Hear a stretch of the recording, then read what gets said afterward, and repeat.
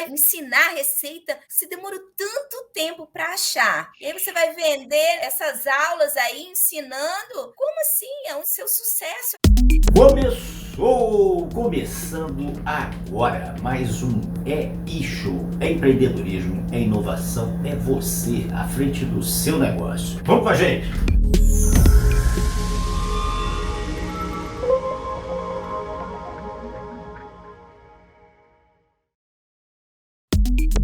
Estamos aqui com a Lu, a fundadora do Instituto Gourmet. A Lu foi quem começou o Instituto Gourmet, que vocês vão ver a potência que é. Ô Lu, seja muito bem-vinda ao E-Show. Obrigado aí pela sua presença, pelo seu tempo aqui conosco. Muito obrigada, Flávia. É um prazer estar aqui e ter a oportunidade de compartilhar um pouquinho da história do Instituto Gourmet com vocês. Ô Lu, conta pra gente, eu queria que você contasse um pouquinho da sua história, desde menina e tal, já tinham traços assim de empreendedora, ou seja, você já tinha percebido que um dia você ia ser empreendedora, dona de um negócio? Eu já tinha percebido que eu seria educadora, isso eu tinha certeza. Eu sabia que eu gostava de ensinar, porque eu já fazia escolinha, então eu brincava muito de escolinha quando era pequena, eu era professora sempre. O empreendedorismo ele entrou mesmo na época da faculdade, quando eu tive que começar a vender bijuterias para poder bancar a parte de material, né? Porque é muito caro, a gente fica comprando material até finalizar a faculdade. E também eu gostaria, assim, de chegar no fim de semana e ter um dinheirinho extra para poder sair, para poder lanchar. O que você estudou? Conta pra gente o que você trilhou aí na área acadêmica. A minha casa sempre foi muito cheia de pessoas porque a minha mãe cozinhava muito bem. Então, eu sempre vivi permeada na gastronomia. Ficava muito na cozinha da minha avó, da minha mãe. Mas eu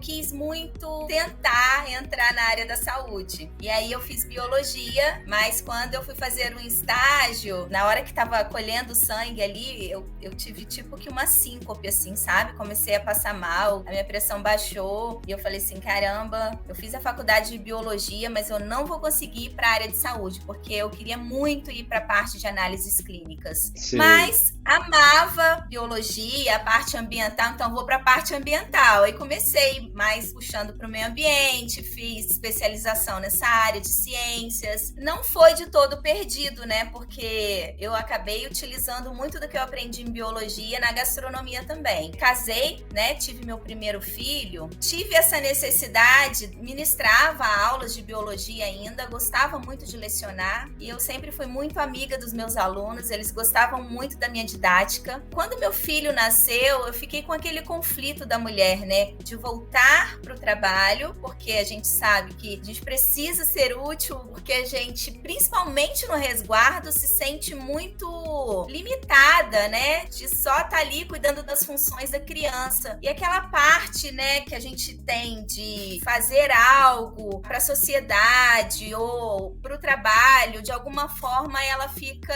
latejando ali. E aí falei, agora eu vou ter que pensar em algo. Nessa época eu estava lendo um livro chamado Pai Rico, Pai Pobre. Foi esse livro que fez assim a virada de chave, porque o Robson já falava tudo que o livro fala. Só que o marido a gente não ouve, é igual a mãe, né?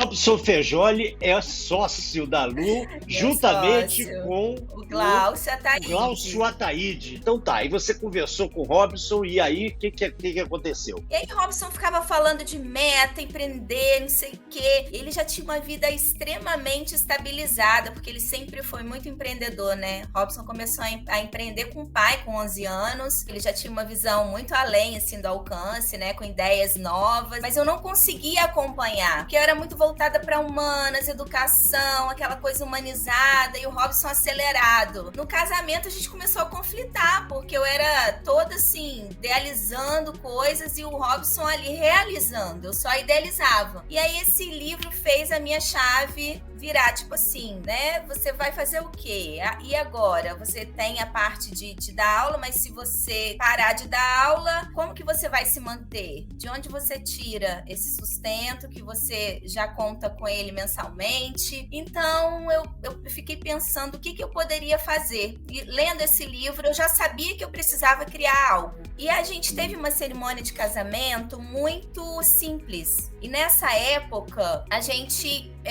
ofereceu um jantar e eu liguei para várias pessoas da cidade para ver se alguém conseguia me fornecer o bem casado para eu poder dar de lembrança para os meus convidados. E aí ninguém podia me entregar porque estava muito em cima e eu fiquei tão indignada, Flávio. Eu falei, não é possível que alguém não consegue me entregar um doce, né? Eram, não sei, 40 unidades que eu queria só. Aí, como eu sempre fui muito ousada, de tudo que eu nunca consigo, Flávio, eu faço. E aí eu falei, vou fazer o bem casado. Fui pra internet, comecei a pesquisar a receita e óbvio, né? Primeira coisa que a gente procura é alguém que tem uma autoridade na área, que foi a Ana Maria Braga. Peguei uma receita dela e não deu certo, né? Melou tudo, fiz tudo errado. E aí eu falei assim, não, mas eu vou aprender a fazer esse negócio. Porque como tem poucas pessoas que faz e ainda não conseguiram me entregar, vai ser isso que eu vou vender. Já sei que eu vou vender, vou fazer doces. E eu sempre gostei muito dessa parte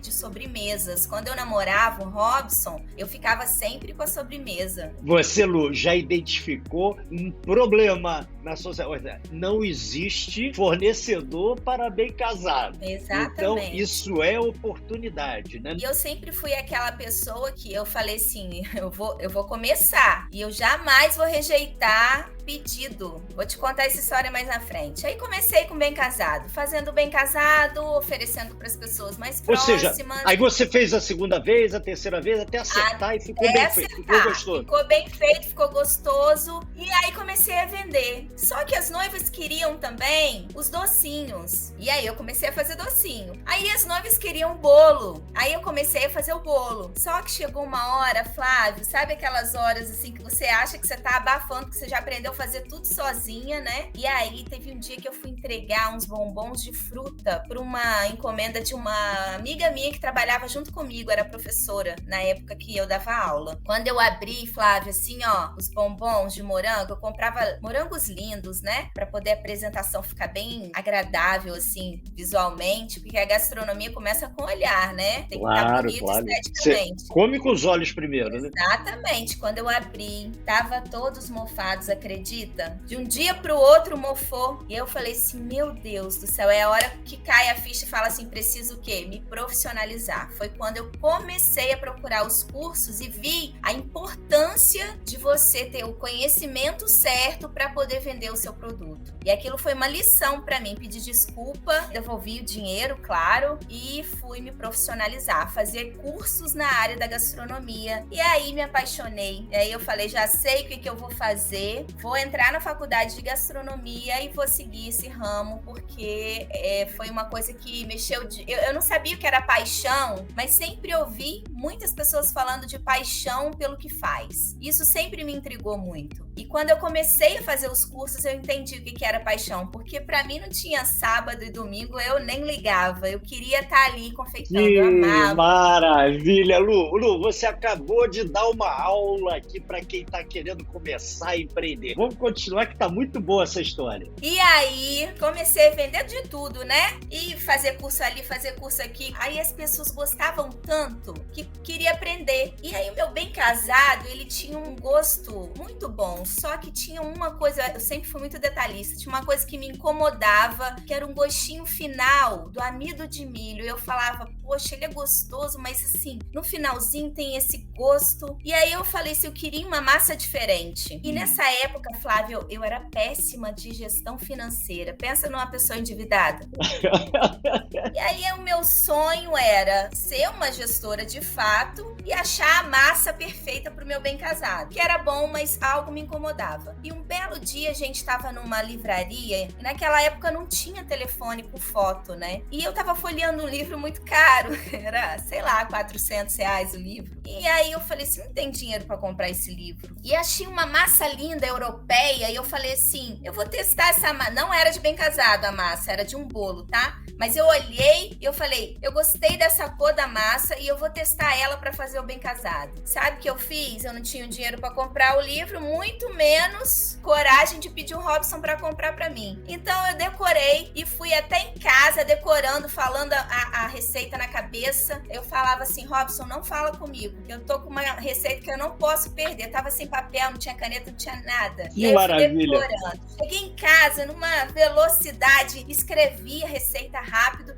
E já fui testar, claro, né? Aí eu falei, achei a massa. Dei pra ele provar, ele adorou. Porque antes ele falava assim pra mim, eu comprei o melhor bem casado do Brasil na época, porque eu queria provar todos os bem casados que eu via na frente. E aí eu comprei o melhor bem casado mais famoso do Brasil e dei pra ele provar e perguntei, o que você acha do meu? Aí ele falou assim pra mim, não chega nem no dedinho. Só que aquilo me motivou a achar a massa que eu queria. Então, nesse dia eu achei. E ele provou, ele falou, é essa aí, pode continuar. E eu fui elaborando ela e melhorando cada dia mais. E ficou, de fato, um bem casado delicioso. Aí pronto, aí foi sucesso. E as pessoas ficaram tão encantadas que queriam aprender a fazer o bem casado. Que beleza. O Robson ficou indignado. Ele falou, mas você vai ensinar a receita? Você demorou tanto tempo para achar. E aí você vai vender, né, essas aulas aí ensinando? Como assim? É o seu sucesso, é o bem casado. Aí eu virei para ele e falei, Robson, mas cada mão é única.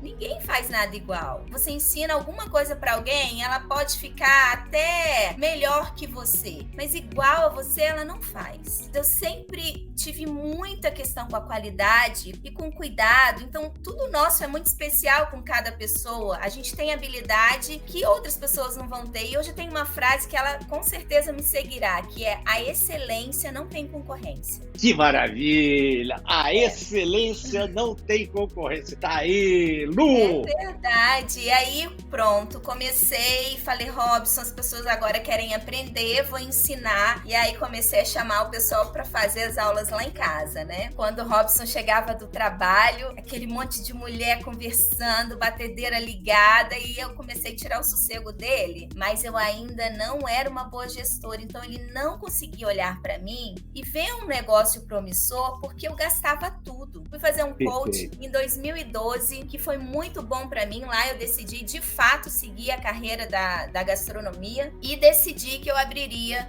uma escola. E eu era a única na faculdade, todo mundo ria de mim quando, você quer o quê? Um restaurante. E você? Um café. E você? Uma escola. A pessoa olhava pra mim, tipo assim, assustava. Ninguém queria montar uma escola. E aí, em 2013, eu comecei o curso de gastronomia e comecei a tratar muitas áreas da minha vida. Por isso que eu falo que o conhecimento, ele te leva a lugares que você jamais imaginaria alcançar sem ele. Então, eu fiz, curso de casal, por quê? Pra estabilizar meu casamento e alinhar, porque a gente tinha ideias muito diferentes. Então a gente fez o curso de casais. Eu fiz um curso de finanças para entender sobre gestão e para entender sobre o dinheiro, porque eu precisava que isso alcançasse um lugar dentro do meu coração de verdade, para eu entender que dinheiro não era brincadeira e que eu precisava levar a sério. E aí começou a minha busca. Aí fiz Empretec. Eu falei, agora eu tenho que aprender a vender. Esse é um curso bacana pra caramba, certamente deu uma virada também, né? Total, foi assim, pra mim foi a virada de chave da parte de empreender. E aí eu fui fazendo, fiz Empretec, e aí quando eu tava pronta em 2000, então passei um ano em 2013 todo fazendo esse monte de preparação. Quando foi 2014 que eu tava pronta mas por enquanto você tava ainda em casa, dando aula em casa. Em casa, dando aula, isso aí, fazendo faculdade. E perturbando o Robson, né? O Robson chegava em casa, aquela mulherada toda lá. Porque aí, agora eu preparada e com os conhecimentos necessários, ele começou a perceber que o negócio estava crescendo e que eu estava tendo dinheiro. Porque agora, com a gestão, o dinheiro começa a sobrar. As caixas de leite condensado começam a chegar e aumentar e pagas à vista. Então, ele viu, ele falou, opa, tá crescendo e agora ela tá fazendo do jeito que tem que ser. Porque até então era o fogão era só uma ilusão, mais uma frase, né? O fogão era só uma ilusão para ele. Em 2014 eu tava pronta, terminei o Empretec, aí o Robson me deu um conselho, ele falou assim, se eu fosse você, trancava a faculdade agora, você não vai conseguir conciliar a faculdade e o negócio. Eu fui e falei, então tá bom, tranquei a faculdade, a gente começou a obra e levantamos lá, ele falou assim, deixa eu resolver o problema. Foi ele que te deu a ideia de levar pra fora de casa? Claro, ele não tava aguentando mais. Isso foi, olha, ao mesmo tempo que ele estava te estimulando, ele estava resolvendo um problema. Exatamente, né? Ele fala isso. Ele falou assim, se eu não ganhar o Brasil, pelo menos eu tiro ela de dentro de casa. Então a gente inaugura o Instituto Gourmet, que na época era Academia Gourmet. A gente inaugurou em 2014 em Serra. Serra do Espírito Santo, né? Isso, no Espírito Santo. Era uma sala só, porque eu pensava em continuar com a parte das encomendas, então eu fiz uma lanchonete na recepção para poder atender as pessoas com comida e para continuar fazendo as encomendas ali dentro. E tinha uma sala pequena que cabia 20 pessoas para eu poder ministrar as aulas. Para minha surpresa e desespero, eu só matriculei uma pessoa quando eu inaugurei. Eu falei, meu Deus, cadê todo mundo que fazia curso comigo? Perdi meu dinheiro todo, meu investimento, mas eu tava com muito gás do Empretec nessa época. Eu falei assim, a gente tem que fazer o que tem que ser feito, que é o básico que funciona. Então eu fui pra internet, comecei a divulgar, que naquela época não se fazia muito. E aí divulgação e fechamento, ligava e o WhatsApp já tinha começado. Então assim, eu explorei muito essa parte digital na época que ninguém não explorava ainda, porque as pessoas estavam acostumadas com panfleto na rua. E eu quebrei essa barreira da pessoa ter que visitar a unidade para fechar. Ela já fechava comigo no WhatsApp, no e-mail, porque que beleza, e você foi trabalho. Pioneira, né? Não só divulgando, como até fechando negócio. As pessoas tinham confiança no meu trabalho, porque eu sempre fui muito séria. Então, eu acho que isso faz toda a diferença quando você tem um respeito, uma autoridade, que as pessoas conseguem ver não só valor, mas confiança no seu trabalho. Então, eu conseguia fazer isso. Tive alunas que fecharam, na época eram cursos soltos, então fechava 10 cursos de uma vez só, pagavam e faziam depois. E aí comecei, né, a vender curso. Eu dava aula, eu atendia, eu fazia compra, eu limpava a escola, tinha só mais uma pessoa me auxiliando na recepção. E aí eu descobri qual era o maior desafio de uma empresa, que não era gerir o tempo, o dinheiro, mas eu descobri que eram pessoas. Pra mim foi assim, um baque. Eu falei assim, caramba, não sou boa nisso, porque o meu primeiro problema trabalhista aconteceu no ano que eu inaugurei. E ali eu prometi pra mim que nunca mais eu teria uma ação trabalhista. E eu ia ser a melhor em desenvolver pessoas, em cuidar de pessoas, em ter relacionamento com pessoas, em resolver conflito. E comecei a minha busca agora de desenvolvimento humano. Comecei a fazer cursos na área de desenvolvimento humano, perfil, contratação, que hoje eu entendo que não existem pessoas ruins, né? Você tem um perfil para cada área, você é a camisa 10 em alguma coisa. E é a soma dessas diferenças que faz a sua empresa ser ultra power, quando soma todo mundo. Então, hoje, até quando eu vou dar aula para os alunos, que a gente tem um evento, sempre que faz aniversário, a gente vai e convida os alunos para cozinhar junto comigo. Quando eu faço essa seleção, né, dos alunos, eu sempre mando o teste de perfil, porque eu chego lá e já falo, ó, você vem para cá. Geralmente os detalhistas são confeiteiros, porque o confeiteiro ele é todo cheio do detalhe, do toque. Então eu já separo, você vai ficar na confeitaria, o que manda vai cuidar da cozinha, que é batidão, então tem que mandar. E esse aqui que fala demais vai escrever lá e procurar a ficha técnica e perguntar para todo mundo como que tem que ser feito. Então, quando você entende que a diferença das pessoas é o maior poder que elas têm, não percebem. E aí, muitos alunos procurando, muitos cursos. Teve uma época que eu pedi a equipe para parar de vender. Eu falei, gente, para de vender, que eu não dou conta. Foi quando eu entendi que eu precisava contratar mais um professor, eu vi que eu precisava contratar mais um vendedor, e eu tinha que aumentar e fazer mais uma sala. E esse andar de cima, o Robson me cedeu porque ele tinha um Instituto de Beleza embaixo. E aí, eu falei assim, eu vou pegar as suas 2 salas. Que isso, o Robson foi franqueado, né? Ele foi franqueado do Instituto Embeleze, ele me contou certa vez. Legal. Então, quer dizer, ele tinha sala sobrando, então. Ele tinha 2 salas em cima que ele ainda usava, mas era muito raro. E aí eu falei assim, eu vou pegar as suas salas, porque eu tava com muita gente, então só não tinha professor. E aí foi uma crise muito grande na época, porque as meninas queriam fazer curso só comigo. Eu quero fazer curso com a Lu. E Robson disse assim, cuidado, porque a gente não vende professor. A gente vende o nosso ensino, que é padronizado, então você vai treinar e eles precisam ter a mesma confiança que o trabalho vai ser de excelência também como o seu. Tinha que multiplicar a Lu.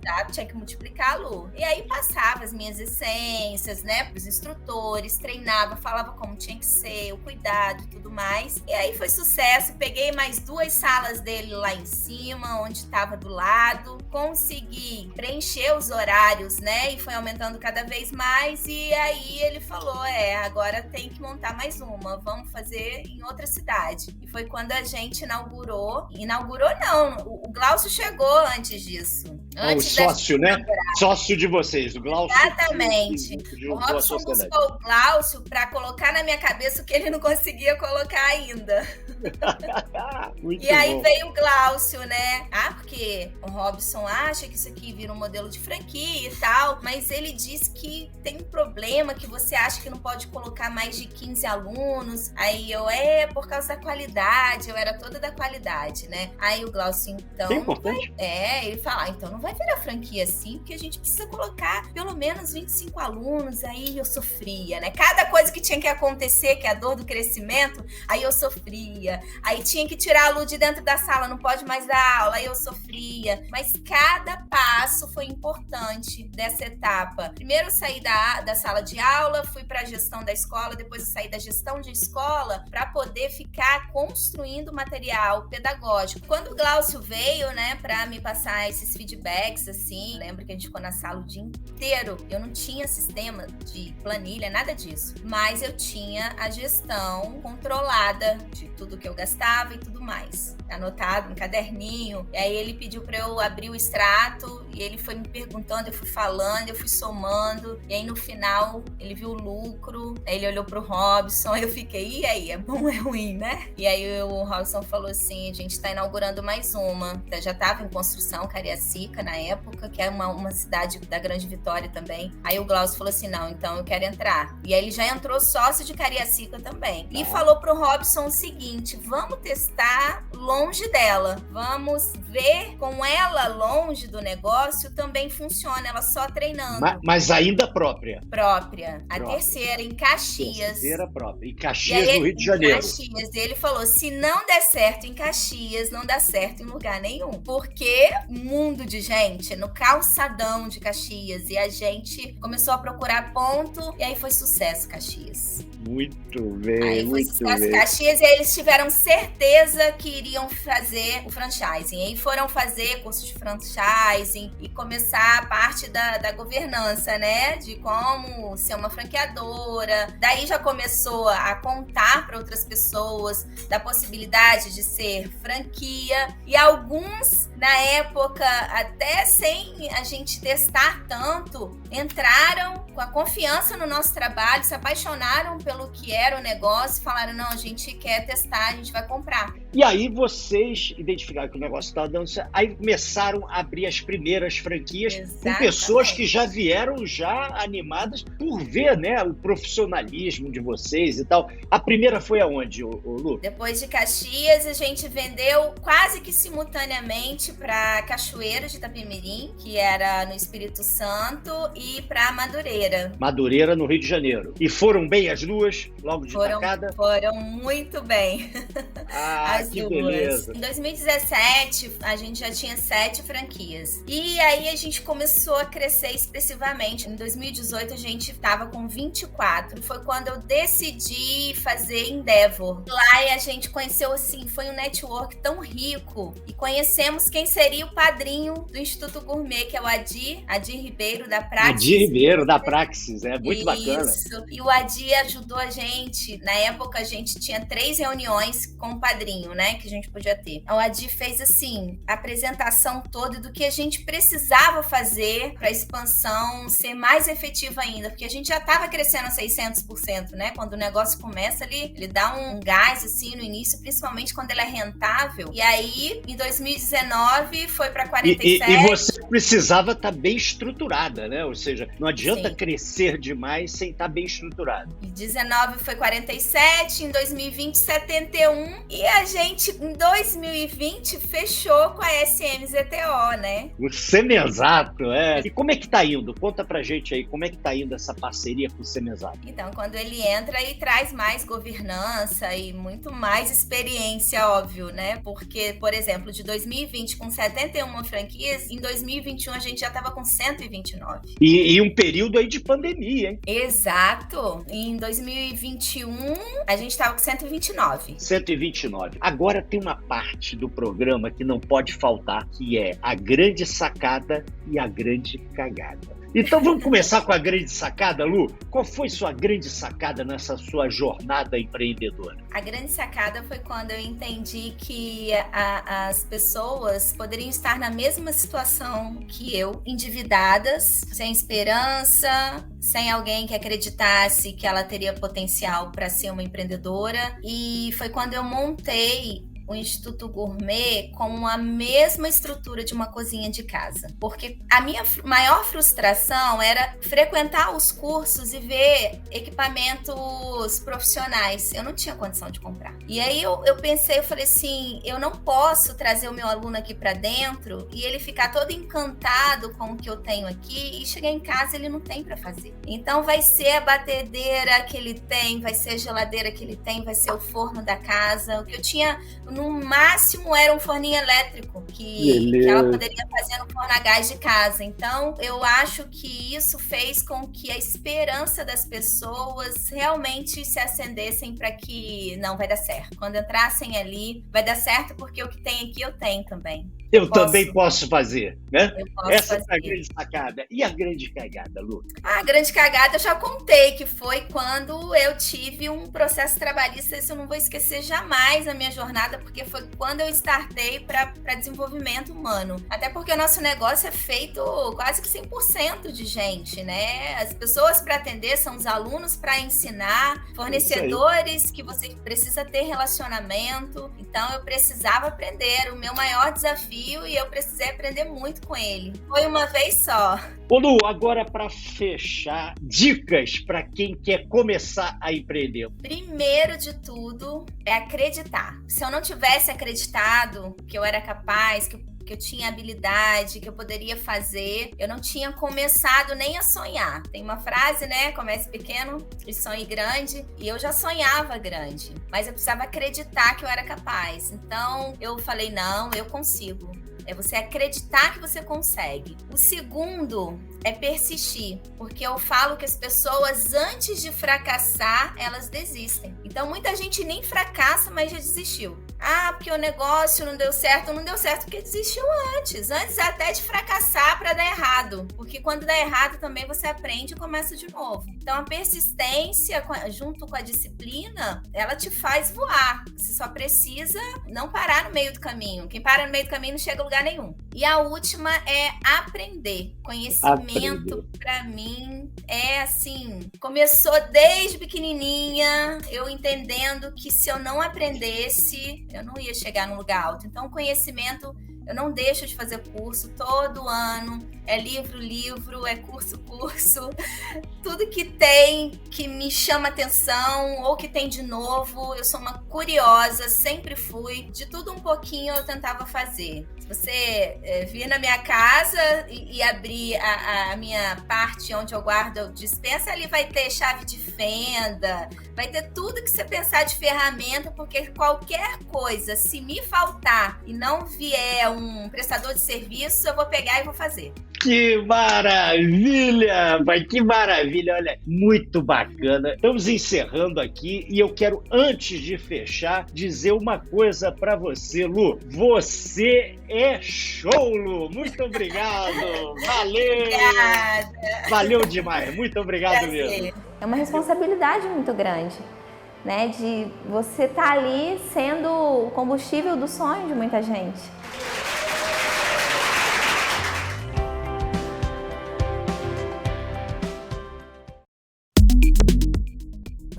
Maravilha, não é mesmo? Na próxima semana tem mais. Vejo você aqui na próxima terça. E vamos à frase da semana, e a de hoje é de Albert Schweitzer. E quem mandou foi Luan Marques, de Porto Velho, Rondônia. Vamos à frase. O sucesso não é a chave para a felicidade. A felicidade é a chave para o sucesso. Albert Schweitzer. E você aí, participe também, manda sua frase, nós vamos encerrar o próximo programa com ela. Tá aí no YouTube, vai lá, comenta, critica, o programa é seu. Agora é importantíssimo, se inscreva no canal e nos siga nas redes. Foi muito bom ter você aqui com a gente no E-Show, o nosso canal do empreendedorismo e inovação. Até a próxima terça aí, forte abraço.